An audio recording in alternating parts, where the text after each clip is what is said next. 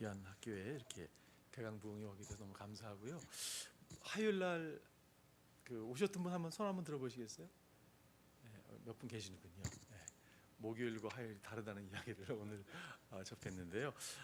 오늘도 하나님께서 제가 늘 말씀을 나눌 때마다 제 마음 가운데 말씀을 전하는 사람이나 말씀 앞에 나오는 우리 모두가 말씀을 저는 처음 접하는 그런 마음으로 나가면 좋겠다는 생각을 많이 합니다.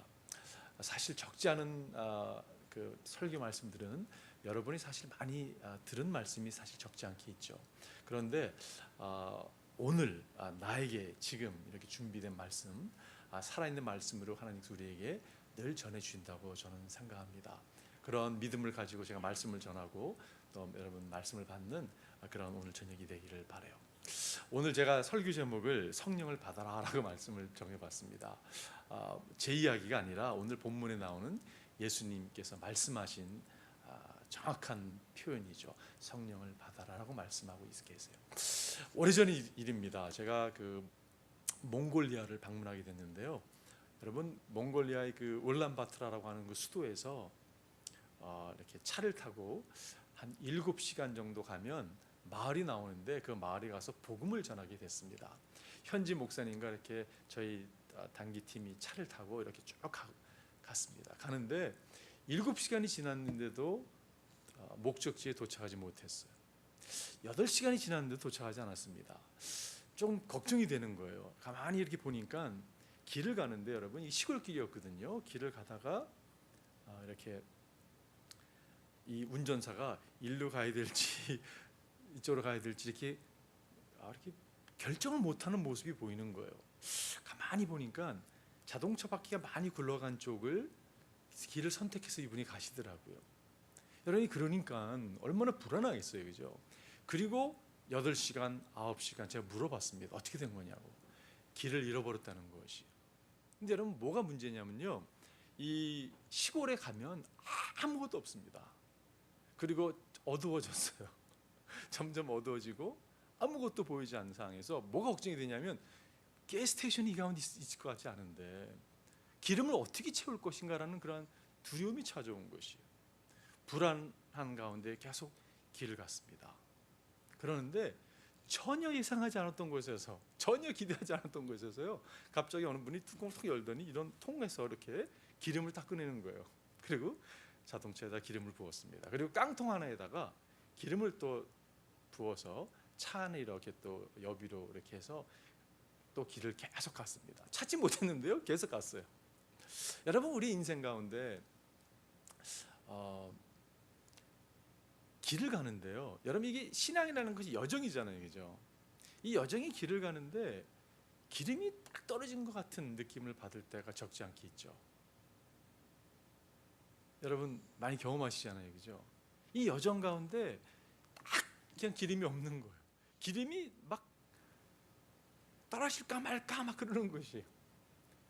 걸걸거리면서 가는 것이에요. 그냥 막 가는 것이 아니라 걸걸거리면서 가다 보니까 막 이상한 강도 만나고요. 가다가 저희가 내려서 막 차를 밀기도 하고 이상한 또랑 같은 것도 만나고 막 빠지기도 하고. 여러분, 이게 우리의 인생의 여정입니다.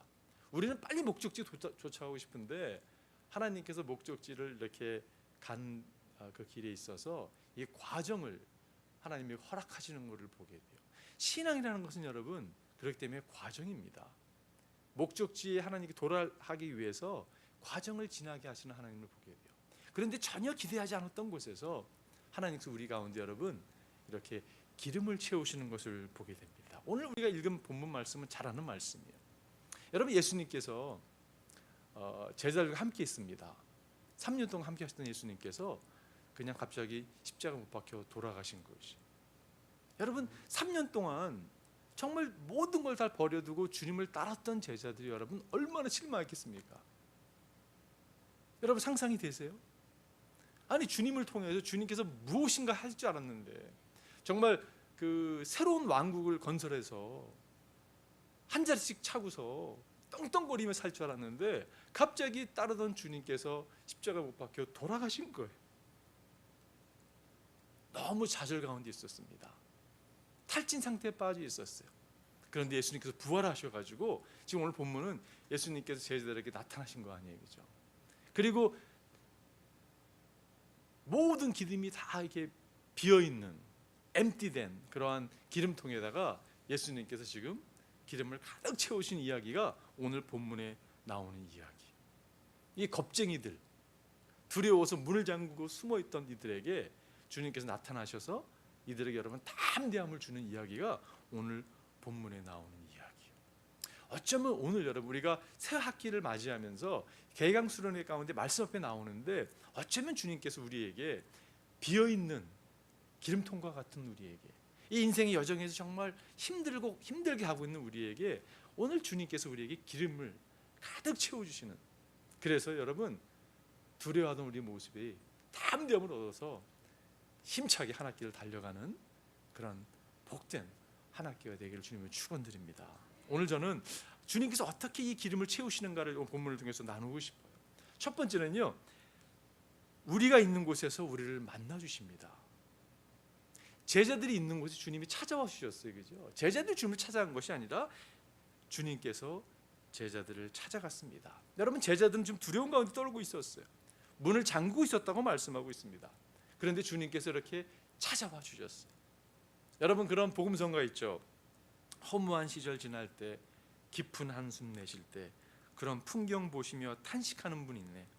고와 같이 너희를 버려두지 않으니 내가 너희와 영원히 함께하리라. 성령이 오셨네, 성령이 오셨네. 내 주에 보내신 성령이 오셨네. 우리 인생 가운데 친히 찾아오셔서 그 나라 꿈꾸게 하시네. 저는 우리 인생 가운데 친히 찾아오셔서 이 대목이 너무 좋은 것 같아요. 여러분, 허무한 시절 지날 때, 깊은 한숨 내쉴 때, 우리 삶 가운데 여러분 깊은 한숨 내쉴 때가 있어요, 그죠? 기름이 다 엠티된 것 같은 느낌을 받을 때가 있잖아요, 그죠? 허무한 시절을 지나는 것 같은 시절을 경험하잖아요, 그죠? 근데 그 순간, 그런 상황 가운데 주님께서 우리를 찾아오신다는 것이, 이것이 여러분 복음이죠, 그죠? 이것이 얼마나 감격스러운 일인지 모르겠어요. 19절 보니까 이날 곧 안식 후 첫날 저녁 때에 예수께서 제자들이 유대인들을 두려워하여 모인 곳에 문들을 닫혔더니 예수께서 오사라고 말씀하고 있어요. 예수님께서 오사, Jesus came, 주님께서 오셨다고 말씀하고 있어요. 언제요? 저녁 때에. 여러분, 늦은 시간이었습니다. 저녁이 됐는데 여러분, 제자들의 감정이 상할 대로 상했습니다. 상상이 되시잖아요, 그죠? 주님을 따랐는데 주님께서 십자가에서 처절하게 죽으셨어요, 범죄자처럼. 감정이 얼마나 상했겠습니까, 여러분? 육체로 얼마나 피곤했겠습니까? 아마 잠을 며칠을 못 잤을 거예요, 그죠? 근데 밤이 됐는데 잠을 못 자고 있는 거예요. 여러분, 우리도 그런 경험이 있을 때 얼마나 많습니까? 밤에 잠을 자려고 누웠는데 잠이 안 오는 것이, 잠이 안 올 정도로 내가 탈진된 상태임에도 불구하고 잠을 못 이룰 정도로 어려움을 시절을 지날 때가 있죠. 여러분, 그러한 순간에 주님은 찾아오시는 분이세요. 나의 처해진 상황, 그 가운데 주님은 찾아오십니다. 문들을 닫았다고 말씀. 문들을 왜 닫았습니까, 여러분? 두려움이 찾아온 것이에요. 주님이 죽는 걸 보았는데 우리도 잘못하면 주님처럼 죽을지 몰라. 여러분, 그 두려움이 없었겠어요, 그죠? 두려움이 찾아왔습니다. 그래서 문을 꽁꽁 잠그고 있었어요. 수가 보이지 않는 거예요. 길이 보이지 않는 것이에요. 기름이 떨어졌습니다. 여러분, 제가 질문해 볼게요. 여러분, 우리가 여기서 예배 개강을 맞이하면서 막 부흥회를 하고 있지만 어쩌면 우리 모습 가운데 그런 모습일지 모르겠어요. 길이 안 보이는 거예요. 감정으로 상할 대로 상했습니다. 겉은 멀쩡하지만 속이 너무 상해버린 거예요. 밤에 잠을 못 이루고 있는 모습이 혹시 우리 모습이라면, 여러분, 사실 예배 드리는 것도요, 여러분은 신학교를 다닐 정도면 예배 드리는 게 익숙한 분들이 많이 계실 거예요, 그죠? 여러분, 그런 생각 들 때 있지 않으세요? 오늘 정말 예배 드리고 싶지 않다. 이건 다 그냥 늘 예배 드리고 싶죠, 그죠? 저는 솔직히요, 가끔 예배 드리고 싶지 않을 때가 있어요. 제가 이렇게 앉아 있다가 주일이 돼서 예배를 말씀을 전하러 올라가야 되는데 여기서 여기 올라가기 싫을 때가 있어요. 솔직한 얘기입니다. 정말 오늘 안 올라갔으면 좋겠다. 제가 하루는 차를 타고 가는데 제가 존경하는 목사님이 설교를 하시더라고요, 복음방송에서. 제가 설교 듣는데 무슨 내용이냐면 이런 이야기였어요. 어느 50살 먹은 그 성도님이요, 주일 아침인데 80대 먹은 노인 어머니한테 엄마 나 오늘 교회 가기 싫어 그렇게 얘기했다는 거예요. 근데 이 노인께서 50살 먹은 아들에게 이렇게 얘기했다고 합니다. 아들이 교회를 가야 될 이유가 있다고. 첫 번째는 교회 가서 졸더라도 하나님이 은혜 주신다고. 어머님이 이상한 신앙을 갖고 있는 거예요, 그죠? 두 번째 이유는 아이들에게 모범이 되지 않지 않냐고. 근데 세 번째 이유가 여러분 제 마음을 두들겼어요. 네가 교회를 가야 될 이유가 네가 그 교회 담임 목사인데 교회를 가야 되지 않겠냐고. 제가 이 얘기를 갖다가 운전하면서 들었거든요. 제가 여러분 웃었을까요, 울었을까요? 울면 좀 이상하잖아요, 그죠? 근데 막 웃다가요 제가 갑자기 심각해졌어요. 가만히 보니까 나 같은 사람도 있구나. 이게 농담이지만 누가 만드는 이야기지만 제 마음 가운데 여러분 그런 마음이 있을 때가 있습니다. 교회 안 가고 싶은 거예요. 오늘 예배 안 드리고 싶은 거예요. 여러분 그 정도로 우리의 여러분 감정이 상하고요, 육체가 탈진되고요, 영적으로 메마를 때가 있습니다. 기름이 전혀 안 보이는 거예요. 엠티 불이 들어온 게 여러분 워닝이 오래된 것이에요. 그런데 그 가운데 주님은 찾아오시는 분이세요. 여러분과 제가 찾아가는 게 아니라 주님이 찾아왔다고 오늘 본문은 말씀하고 있습니다. 그리고 주님께서 두 번째로 하신 게 뭐냐면요, 우리를 위로하십니다. 우리를 격려하세요. encourage 하시는 분이세요. 주님의 첫 마디가 무엇이고 말씀? 너에게 평강이 있을지니라. 샬롬. 주님께서 첫 마디가 샬롬 그랬어요. 무슨 말입니까? 숨을 좀 깊게 들으셨다가 내뱉으라고. Peace be with you 그런 거예요. 샬롬. 패배의식 가운데 여러분 지금 쌓여있는 제자들, 실패의식 가운데 지금 쌓여있는 제자들에게 찾아오셔서 첫 마디가 평강이 너에게 있을지니라 라고 주님은 말씀하고 있어요. 모든 게 다 잘 될 것이라고, 내가 다스린다고 주님이 이렇게 말씀하고 있는 것이에요. 제가 가끔 그런 생각을 해봅니다. 성경을 보면서 내가 만약 예수님이라면 어떻게 했을까? 저는 예수님이라면 예수님처럼 이렇게 말씀 안 했을 것 같아요. 못했을 것 같아요. 저는요 제자들에게 나타나가지고 야 너 어쩌면 그럴 수 있니? 야 너 다시 봤다. 너 언제 뭐 나를 위해서 목숨을 버리고 따른다면서 내가 가장 힘들 때 너 어떻게 그렇게 나를 부인하고 그렇게 도망갈 수 있니? 너 다시 봤어? 이렇게 얘기할지 모르겠어. 저 같으면. 예수님은요 비판하지도 아니하시고 조롱하지도 않으셨습니다. 직채하지도 않으셨어요. 주님은 뭐라고 말씀하셨어요? 평강이 너에게 있을지니라라고 말씀하고 있어요. 저는 누가복음에서 이렇게 베드로와 예수님의 관계가 이렇게 묘사되는데 베드로가 예수님을 부인하잖아요, 그죠? 여러분 절대 베드로는 예수님을 부인하지 않을 것 같았거든요. 근데 예수님을 부인하지 않습니까? 여러분 누가복음 보면 이렇게 표현하고 있어요. 누가복음 22장에 보면 베드로가 이르되 이 사람아 나는 내가 하는 말을 알지 못하노라. 어린 여종에게 아직 말하고 있을 때에 닭이 곧 울더라. 여러분 닭이 세 번 울었어요, 그죠? 주께서 돌이켜 베드로를 보시니, 저는 이 장면에서 주께서 지금 이 심판대 위에서 여러분 시끄러운 가운데 막뭐 예수를 못 박으라고 소리 지르고 그러는데 예수님께서 지금 이 심판을 받고 계시는데, 재판을 받고 계시는데 예수님의 마음 밖에 있는 지금 베드로를 향하고 있었다는 거예요, 그죠? 베드로가 밖에서 불을 쬐다가 여러분 예수를 저주하지 않습니까? 내가 도저히 이분을 모른다고. 그런데 그 저주하자마자 닭이 울잖아요, 그죠? 세 번째 닭이 우는 모습을 보면서 생각이 난 거예요, 그죠? 그러면서 예수님을 딱 쳐다보는데 예수님과 눈이 마주쳤습니다, 여러분. 예수님이 베드로를 바라봤을 때 무슨 말씀을 눈으로 하셨을까요? 실눈을 뜨시면서 예수님께서 내가 뭐라 그랬어? 너 나 부인한다 그랬지? 여러분 이렇게 말씀하셨을까요? 아니에요. 예수님은요 베드로를 너무 잘 알고 있었습니다. 베드로를 치근히 쳐다보면서 내가 너를 이해해. 내가 너를 알고 있어. 그 눈이 여러분 커뮤니케이트 한 거죠, 그죠? 그 메시지를 베드로가 받았기 때문에 여러분 그가 뭐라고 얘기합니까? 베드로가 주의 말씀 곧 오늘 닭 울기 전에 내가 3번 나를 부인하리라 하심을 생각나서 밖에 나가서 심히 통곡하니라. 밖에 심히 통곡하는 장면이 나와요. 베드로가 여러분 예수님을 사랑했습니다. 주님을 사랑함에도 불구하고 주를 부인하고 실수하는 자리에 나갔어요, 그죠? 근데 그가 돌이킬 수 있었던 것은요, 주님의 그 사랑 때문에 돌이킬 수 있었다는 것이. 여러분과 저를 변화시키는 것은, 최소한 저를 변화시켰던 예수님은요, 야단치셔가지고 제가 변화되지 않았습니다. 아마 더 도망갔을 것 같아요.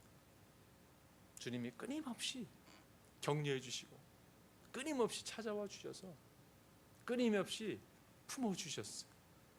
그래서 여러분, 변화가 우리 가운데 있는 것을 우리가 부인할 수가 없습니다. 주님께서 여러분이 처해 있는 상황 알고 계세요. 그리고 그분이 이해하고 계십니다. 저는 영어 표현으로 He knows, He understands. 그게 너무 좋은 것. He knows, Jesus knows, and Jesus understands. 주님이 상황 나를 너무 잘 알고 계세요. 그런 뭐 대중가 있잖아요. 뭐 내가 나를 모르니 넌들 나를 알겠느냐, 뭐 이런 대중가수 있잖아요, 그죠? 여러분, 사실요, 내가 나를 잘 모를 때가 얼마나 많은지 모르겠어요. 근데 나보다 나를 잘 아시는 분이 계세요. 그분이 예수 그리스도이십니다. 그렇기 때문에 여러분, 느끼는 것, 두려워하고 염려하고 분노하고 놀라고 흥분하는 것, 모든 걸 주님이 알고 계시기 때문에요, 그분께 가져나갈 수 있는 것이, 그분께 고백할 수 있는 것이. 여러분, 왜 우리가 기도를 드립니까? 그분은 모든 걸 다 알고 계시는 분이잖아요, 그죠? 그분께 나가서 여러분과 제가 기도한다고 해서 주님이 그런 게 있었어? 놀라시지 않는다는 거죠. 여러분, 주님이 가소평가하지도 않으세요. 그렇기 때문에 여러분과 제가 그분께 가지고 나올 수 있는 것이죠. 기도할 수 있는데 왜 걱정하십니까? 기도하면서 왜 낭망하십니까? 주님 앞에 무릎 꿇고 간구해 보세요. 마음을 온전하게 뜻을 다하여. 여러분, 우리가 너무 잘 부르는 찬양이잖아요, 그죠? 여러분, 왜 실망하십니까? 왜 방황하십니까? 염려 대신 기도를 선택하는 여러분과 제가 됐으면 좋겠어요.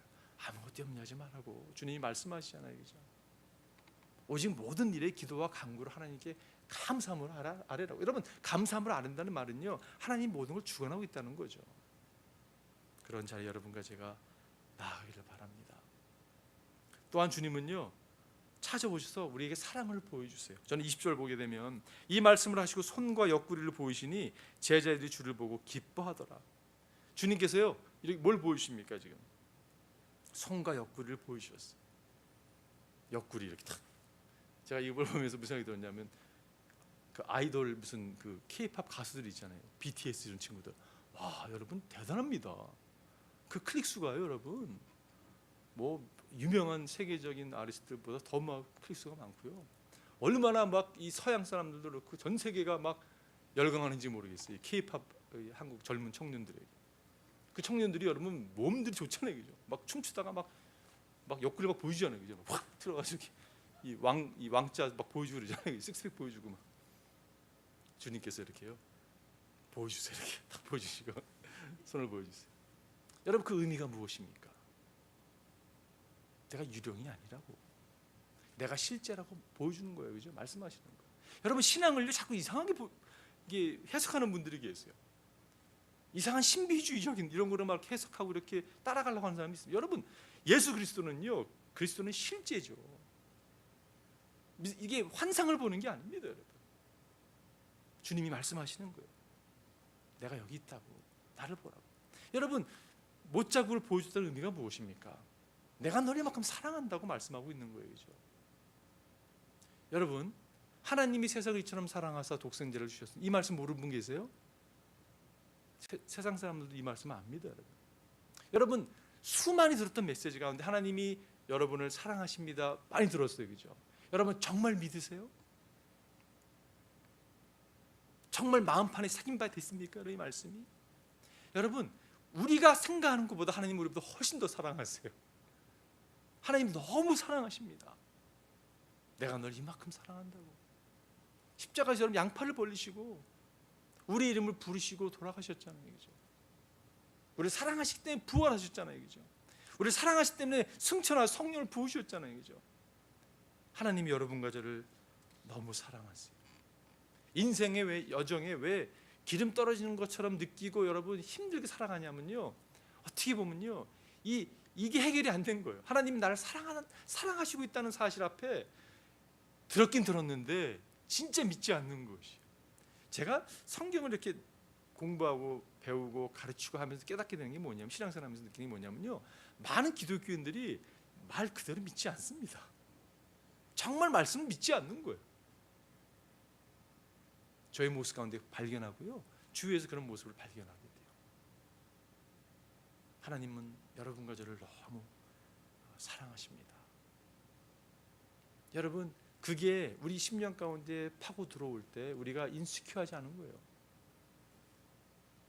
여러분, 자존감이 바닥을 치니까요, 뭔가 증명해 보이기 위해서 막 달려가는 모습이 있어요. 그러니까 탈진되거든요. 여러분, 증명할 필요 없어요. 왜냐하면 여러분 벌써 다 증명된 사람입니다. 주님이 다 사랑하셨어요, 벌써, 그죠? 근데 끊임없이 우리는 막 뭐 증명하고자 막 하는 모습이 있어요. 그러니까 신앙이 막 버거운 거예요. 막 이게 성령께서 막 기름을 쳐주시고 막 달려가고 신나는 기쁨의 신앙생활이 돼야 되는데 막 힘든 거예요. 벅벅벅벅하면서 가는 거예요. 기름으로 체험받아서 가야 되는데 물로 채우고 간다고 생각. 물로 채우면 가지도 않죠, 그죠? 어떻게 가겠어요, 그죠? 하나님께서 여러분과 저를 참 사랑하세요. 그런 찬양 있잖아요. 하나님이 날 참 사랑하시네. 하나님이 날 참 사랑하시네. 하나님이 날 참 사랑하시네. 하나님이 날 참 사랑하시네. 여러분, 어느 날 문득 생각해 보니까, 아, 하나님 날 참 사랑하시는구나. 우리가 참 어리석어서 이렇게 어느 날 문득 생각하게 되는 모습이 없잖아요, 있어요, 그죠? 늘 생각이 되겠죠. 그 찬양의 여러분 제목이 뭔지 아시죠? 그 복음성의 찬양의 제목이 아 맞다입니다. 아 맞다.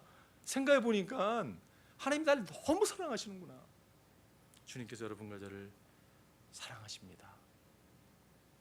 인생의 답이 저는 사랑이 있다고 확신합니다. 그것만 해결되면요, 다 성공한 사람들이 뭐를 증명하고자 달려갈 필요가 없습니다. 하나님 나를 사랑하고 있다는 확신만 있다면 여러분, 그걸 가지고 그 감격 가운데 우리가 한 짧은 인생을 살아갈 수 있는 거죠. 그리고 주님께서 우리를 용서하신다고 오늘 본문은 말씀하고 있어요. 23절에 보니까 너희가 누구의 죄든지 사하면 사해질 것이요 누구의 죄든지 그대로 두면 그대로 있으리라 하시니라. 여러분, 왜 이 인생의 여정 가운데 정말 기름이 떨어진 것처럼 느끼고 살아간지 아십니까? 그 요소 가운데 두 가지가 있다면요, 그게 죄와 원한이라고 생각이 듭니다. 죄와 원한. 해결되지 못하는 죄가 있으면요, 힘든 거예요, 인생이. 그리고 여러분, 다른 사람 향한 원한이 있으면 여러분 인생이 참 피곤할 수밖에 없습니다. 십자가의 메시지가 무엇입니까, 여러분? 우리를 용서해주겠다는 메시지잖아요, 그죠? 우리를 용서함을 받은 사람들은요, 다른 사람 용서하는 게 너무 자연스러운 것이. 가끔 보면 무서운 말씀을 하시는 분들이 계세요. 나는 절대 뭐 눈에 뭐 흙이 들어가는 전까지는 이 사람 용서 못, 이런 표현하잖아요, 그죠? 기독교인이 표현할 수 있는 표현이 아닙니다, 여러분. 여러분, 태평양 같은 용서함을 받은 여러분과 제가 이 물 한 컵 용서 못 하겠어요? 근데 못하는 분들이 있어요. 왜 못하는지 아세요? 말씀으로 믿지 않기 때문에 그렇습니다. 1만 달란트 여러분 그 비유 나오잖아요, 그죠? 탕감된 자가 여러분, 아니 1만 달란트는요, 그건 갚을 수 있는 그 액수가 아니거든요. 예를 들어서 10억 불을 갖다가 지금 내가 빚을 진 거예요. 탕감을 해준 겁니다. 근데 지나가는 여러분 20불 꽂은 사람 뭐 붙잡고 지금 감옥에 넣겠다는 거 똑같은 모습이거든요. 왜 그 사람이 그렇게 했을까요, 여러분? 확신이 없는 거예요. 용서에 대한 확신이 없는 거예요. 어느 한 자매가 죄책감 가운데 이렇게 힘들었다고 합니다. 그래서 바닷가 가서 자꾸 손을 씻어요, 손을 이렇게. 그러니까 주의 음성이 어떤 음성이 들렸냐면, 네 앞에 있는 물들을 좀 보라고. 네가 한번 손으로 한번 잡아보라고. 잡아봤대요. 이게 너의 수치고 이게 너의 과거고 너의 죄라고, 이걸 한번 던져보라고. 쫙 던졌다고 합니다. 다시 한번 그거를 던졌던 걸 다시 모을 수 있냐고. 아니 모을 수 없는데 어떻게 모을 수 있겠습니까? 네 앞에 펼쳐진 바다가 나의 궁일이고 나의 용서함이고 나의 은혜라고. 은혜에 던져진 것은 다시 모을 수가 없다고. 여러분 그게 메시지잖아요, 그죠? 복음 메시지가 그 가운데 있는 것을 우리가 다 알고 있죠. 주님은 여러분과 저를 용서해 주셨어요. 그리스도 안에 있는 자는 여러분 새로운 피조물입니다. 이전 것은 지나가서 보라 새 것이 되었어요. 내가 그리스도 안에 십자가에 못 박혔나니 더 이상 여러분 우리가 사는 게 아니에요. 내 안에 그리스도께서 사시는 것입니다. 거룩한 만왕의 왕 만주의 주께서 내 안에 사는 것이에요. 우리의 걸음은요 주님과 동행하는 걸음이에요, 그죠? 동행하는 삶이잖아요, 그죠? 그 거룩한 분께서 하나님께서 우리와 동행하시기 때문에 우리가 하나님의 성전이잖아요, 그죠? 내가 하나님의 성전인 것, 하나님 성령이 너와 거하는 거 알지 못하냐 말씀하고 있어요. 모른다는 이야기잖아요, 그죠? 모르니까 네 마인드 시켜주는 거예요. 모르는요, don't you know 이렇게 말씀하고 있는 거예요. 여러분 예수 그리스도의 삶을 드렸다면 우리는 거룩한 하나님의 백성들입니다. 죄 없는 자들이에요. 이게 얼마나 감사합니까? 그리고 하나님께서 우리에게 사명을 주시죠. 21절에 보니까 예수께서 또 이르시되 너에게 평강이 있을지어다 아버지께서 나를 보내실 것 같이 나도 너희를 보내노라. 여러분 주님은 우리를 보내세요. 예수를 만난 사람은요 목적이 명확한 사람들입니다. 이전엔 나를 위해서 살던 사람들이 이젠 예수를 만나고 예수를 위해서 그분을 증거하기 위해서 주님께서 우리를 보내는 거예요. 여러분 제자들 보게 되면요 정말 실수투성이었잖아요, 그죠? 뭐 제대로 뭐 준비된 사람이 없었잖아요, 그죠? 근데 주님께서 그들에게 찾아와 주셔서 그들의 실수를 품어주시고 돌이키게 하시고 성령을 부어서 그들을 세상에 보냅니다. 내 문제만 가지고 산다면요 끊임없이 그 문제를 해결하지 못할 것이에요. 오늘도 끊임없이 내 문제만 바라보고 있으면요 나아가지 못합니다. 근데 주님께서 우리에게 사명을 주셨어요. 그 사명이 무엇입니까, 여러분? 복음 증거하는 사명이에요. 여러분과 제가 정말 먹든지 마시든 무엇을 하든지 하나님 영광을 들어진 삶입니다. 그 영광을 뭐냐면요 복음 증거하는 삶, 예수 그리스도 내가 만난 예수를 증거하는 삶이에요. 여러분 이것처럼 복된 삶은 없어요. 하나님을 사랑하고 하나님의 백성을 사랑하는 것처럼 복된 일이 없습니다. 어떻게 복음을 전할 수 있을까요? 너무나 많은 방법들이 있어요, 그죠? 주신 은사를 가지고 재능을 가지고 시간과 물질을 들여서 여러분 하나님의 백성들을 섬기고 복음을 전할 수 있는 기회가 얼마나 많은지 모르겠어요. 비교하고 뭐 시기 질투하고 여러분 바보스러운 모습이에요, 그죠? 하나님 나를 독특하게 만드셨습니다. 마스터피스로 만드셨어요. 그 모습을 가지고 드려지는 것이 살아내는 것이 이것이 얼마나 아름다운 삶인지 모르겠습니다. 주님께서 요구하는 거 있다면 이런 모습이라는 것이 우리 각 사람에게 주님께서 주신 사명이 있어요. 하나님의 백성을 사랑하는 것처럼 아름다운 모습이 없다고 생각이 듭니다. 그러기 위해서는요 저는 가장 파워풀한 게 사랑이고 사랑이 가장 아름답게 묘사되는 게 섬김이라고 생각이 들어요. 여러분 섬김은요 사람들이 마음이 녹습니다. 저희 교회에서 하는 것 중에 하나가 1년에 막 2차례씩 한국 가가지고 젊은이들 막 섬깁니다. 요즘은 군인들을 많이 섬겨요. 장교들. 장교들이 똑똑하고 막 반듯하고요, 막 힘도 좋고요, 잘생겼어요. 처음에는 뻣뻣한데 나중에요 사랑으로 섬겨주니까 다 녹아가지고 울면서 간증을 해요. 얼마나 감사한지 모르겠어요. 여러분 섬김에 다 녹아지는 거예요. 제가 확신 생겼습니다. 뭐 위대한 강사가 와서 막 말씀을 전하고 그것도 필요하긴 하지만 그런 데서 깨지는 게 아니라 정말 여기서 막 이민자들이 그냥 비행기 표 끊어가지고 가가지고 막 시차도 막 힘든데 막 반 졸면서 막 밤을 새면서 섬기고 이런 모습에 너무 감동을 받는 거예요. 섬김이 얼마나 파워풀한지 모르겠어요. 여러분 섬김의 종들이 되십시오. 그 필립 옌스라는 분이 계시잖아요. 그분이 시카고 출입인의 옛날에 신문 기자였습니다. 그 신문 기자로 있으면서 이분이 800명을 대상해서요 그런 인터뷰를 한 경험이 있거든요. 근데 이분이 800명을 딱 인터뷰한 다음에 결론을 내렸는데 이 세상엔 두 부류의 사람들이 있다.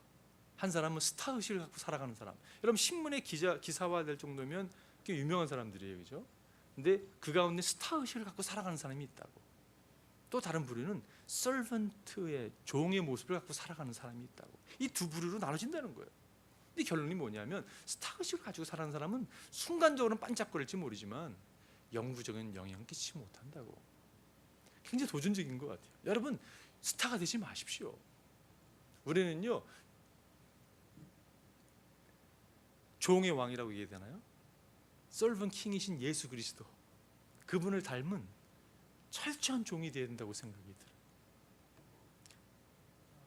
작년이었습니까? 그 서서평 이야기 그 영화로 나왔었잖아요, 그죠? 저희 교인들과 그 영화를 봤는데 사실 그 영화가 나오기 한 4, 5년 전에 그분의 책을 접하게 됐어요, 우연히. 근데 제가 그 책을 보고서 깜짝, 정말 제 삶의 어떤 터닝 포인트가 만들어진 책이었습니다. 여러분, 그분이 1912년에 전라남도인가요? 전라북도, 아주 여러분 1912년 생각해 보십시오. 한국이 너무 못 살던 그 시절에 선교사로 갔습니다. 그리고 1932년, 34년도에 54살 나이로 여러분 그분이 돌아가세요. 돌아가셨는데 원인이 뭐였냐면 영양실조였습니다. 모든 사람들이 못 먹고 그분도 못 먹었던 거죠. 돌아가셨는데 많은 사람들이 어머니 어머니 하면서 그분의 이름을 불러댔다고 해요. 수많은 사람들의 어머니였습니다. 믿음의 어머니였어요. 수많은 사람을 섬겨주셨어요. 그분이 돌아가셨을 때 여러분, 그분이 갖고 있었던 전체가 뭐였냐면 담요 한 장이었어요. 그리고 옥수수 맷돌이랑 동전 몇 푼이었다고 합니다. 그분의 침상 옆에 뭐라고 써 있었냐면 그 사람의 삶의 모토죠.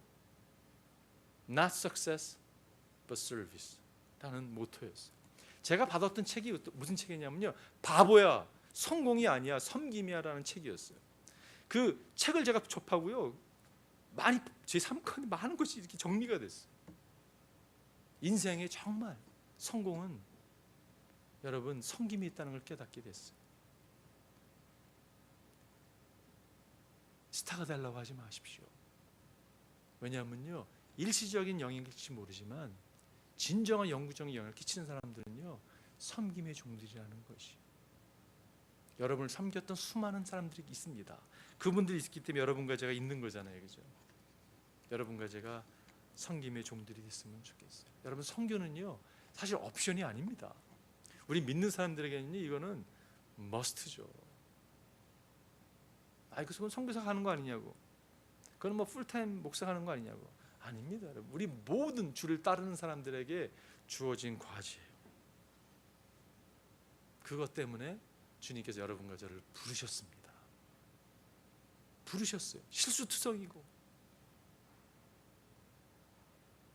정말 기름이 다 떨어진 것 같은 모습 가운데 나왔는데 주님이 우리를 부르셔서 우리에게 기름을 채워주시면서 이 과제를 맡겼다는 것이. 마지막 포인트는요, 제가 오늘 이 마지막 포인트를 하기 위해서 말씀을 나눈 거예요. 22절에 나오죠. 이 말씀을 하시고 그들을 향하여 숨을 내쉬며 이르시되 성령을 받으라 라고 말씀하고. 성령을 받으라. 여러분, 성령을 받는다는 의미가 무엇입니까? 성령을 받는다는 의미는요, 능력을 받는 것입니다. 우리는 이 기름이 떨어진 것 같은 상을 맞이할 때 무엇인가로 채우고자 하는 모습이 있어요. 세상에 어떤 쾌락으로 채우고자 하고요, 다른 뭐 서브스탄스 채우고 여러 채우는데 여러분 채워지지 않습니다. 오직 우리의 그 공간을 채울 수 있는 분은 성령님이시거든요. 근데 우리가 성령의 충만을 받는다는 의미를 오해할 때가 참 많이 있는 것 같아요. 여러분, 성령의 충만을 받는다는 의미는요, 저는 이렇게 생각을 해요. 우리가 우리의 모습을 되찾는 거라고 생각이 들어요. 우리 원래의 모습. 여러분, 성령의 충만함이라는 것은요, 남자는 남자스러워지는 거예요. 여성은 여성스러워지는 것입니다. 인간이 인간다워지는 것이에요. 비인간적으로 이상한 괴물로 변하는 게 성령 충만함이 아니라는 것이. 아리오니에스라는 그 초대 교부가 그런 표현했습니다. 하나님의 영광이 어떻게 보면 뭐냐면 인간이 인간다워지는 거라고 표현하고 있어요. 여러분과 제가 인간다워지는 것이. 성령이 충만한 것이 어떻게 표현되냐면요, 저는 이렇게 생각합니다. 더 이상 외롭지 않아요. 여러분 외로움이 있죠, 그죠? 근데 그 외로움을 달래주시고 채워주는 분이 계세요. 그분이 성령님이세요. 성령님은요, 말씀으로 우리 가운데 이렇게 찾아와 주시잖아요, 그죠? 말씀을 깨닫게 해주시잖아요, 그죠? 가까이 계세요. 열 때마다 성령께서 말씀을 깨닫게 해주십니다. 그래서 여러분 포기하고 싶은데 좌절 가운데서 격려해 주시고 포기하지 않도록 막 인도해 주세요. 그래서 성령이 너무 좋은 거예요. 뚫고 할 수 있는 힘을 주는 것이. 저는 지상명령 가운데 볼자로 세상 끝나갈 내가 너 함께함이라고 말씀하시잖아요, 그죠? 근데 그 함께함이라는 것이 우리가 그러므로 가서 모든 제자를 삼고 아버지 성령 이름 세례를 주고 이런 일을 감당할 때 함께한다고 말씀하시는 것처럼, 여러분 이렇게 하나님께서 우리가 삶을 주님께 내어 드릴 때 여러분 그분이 함께하심으로 말미암아 어떠한 역경도 뚫고 할 수 있는 능력이 나타난다는 것이. 여러분 인생이 얼마나 이 업앤다운이 심하고 여러분 어렵습니까? 그거를 부인할 사람 한 사람도 없어요, 그죠? 아니 어느 사람을 만나서 대화해 보십시오, 여러분. 인생은요 참 어려운 것이. 근데 그 뚫고 할 수 있는 힘을 누가 주냐면 성령이 주시는 거예요. 우리 힘으로 도저히 불가능합니다, 여러분. 아무리 시도해 봤자 여러분 계단으로 바위를 던지는 거 똑같은 것이에요. 근데 성령이 함께 하시면 그 뚫고 할 수 있는 능력을 주신다고 말씀하고 있잖아요, 그죠? 여러분 성령이 임하면요 성령이 열매를 맺습니다. 성령의 열매가 무엇입니까? 갈라디아서 5장 22절에 보면 오직 성령의 열매는 사랑과 희락과 화평과 오래 참음과 자비와 양선과 충성과 온유와 절제는 이 같은 것을 금지할 법이 없느니라고 말씀하고 있어요. 성령의 사람은 성령의 열매를 맺는 사람들이. 같은 교단에 섬기는 그 목사님이 계셨는데요, 저한테 글을 하나 보내주셨어요. 근데 이게 참 적절한 예화더라고요. 제가 여러분 이거 읽어드리고 오늘 메시지를 마무리하고 싶은데요, 제가 그냥 읽어드릴게요, 여러분. 이 글이었기 때문에. 한국에서 일어난 일입니다. 지하철 1호선에서 있었던 실화 한 가지를 들려주고 싶습니다. 글이 시작됩니다. 사람들이 많이 들어차 있는 전동차에 아저씨 한 사람이 가방을 들고 들어온 것입니다. 이 아저씨가 몇 번 헛기침을 하더니 이렇게 말하는 것입니다. 자, 여러분 안녕하십니까? 제가 이렇게 여러분 앞에 나선 이유가 있는데 다른 게 아니라 가시는 걸음에 좋은 물건 하나 소개해드리고자 합니다. 물건을 보여드리겠습니다. 자, 플라스틱 머리에 솔이 달려 있습니다. 이게 뭘까요? 여러분 뭘 것 같아요? 플라스틱 머리에 솔이 달려 있는 것, 칫솔입니다. 이걸 무엇 때문에 가지고 나왔을까요? 팔려고 나왔습니다. 한 개에 200원씩 5개 묶여 있습니다. 얼마일까요? 1,000원입니다. 뒷면 돌려보겠습니다. 영어가 쓰여져 있습니다. Made in Korea. 이게 무슨 뜻일까요? 수출했다는 겁니다. 수출이 잘 되었을까요? 망했습니다. 자, 그럼 여러분에게 한 개씩 돌려보겠습니다. 그리고 아저씨는 칫솔을 사람들에게 돌린 것입니다. 사람들은 너무나 황당해서 웃지도 않고 있는데 칫솔을 다 돌리고 나서 다시 말을 거는 것입니다. 자, 여러분 여기서 제가 몇 개나 팔 수 있을까요? 여러분도 궁금하시죠? 뭐 궁금하겠어요, 그죠? 근데 이 글 쓰는 분이 저도 궁금합니다. 잠시 후에 알려드리겠습니다 하면서 사람들이 그러자 정말 칫솔이 몇 개나 팔릴지 궁금해진 것입니다. 결국 칫솔은 4개 팔렸고 아저씨는 또다시 말했습니다. 자, 여러분 칫솔 4개 팔았습니다. 얼마 벌었을까요? 겨우 4,000원 벌었습니다. 제가 실망했을까요? 여러분 실망했을까요? 실망했을까 안 했을까요? 예, 실망했습니다. 그렇다고 제가 여기서 포기하겠습니까? 그 다음 말이 저에게 마음을 들게 했어요. 아닙니다. 다음 칸 갑니다 라는 표현이었어요. 여러분 저는요, 이분 잘은 모르지만 성령의 열매를 맺고 있는 사람이라는 생각이 들었어요. 여러분 신앙이라는 게 여러분 그런 거예요. 포기하고 싶은데 포기하지 않는 거예요. 이거 내 힘이 아니거든요.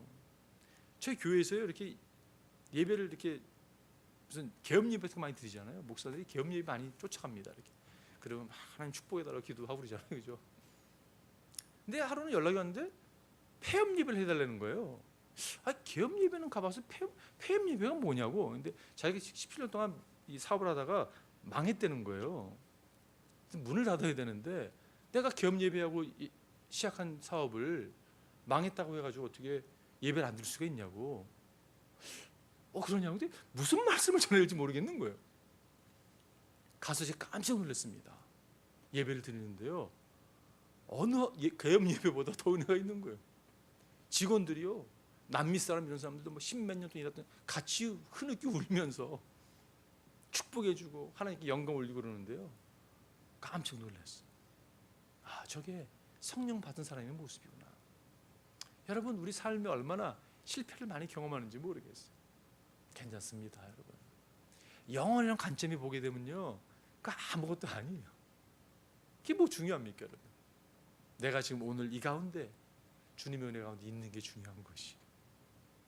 과거는 과거고 새로 펼쳐질 새 학기, 새로 펼쳐질 우리의 인생, 주님과 함께 동행하는 것이, 그러한 복된 2018년 가을 학기 되시길 주님의 이름으로 축원드립니다. 기도하겠습니다.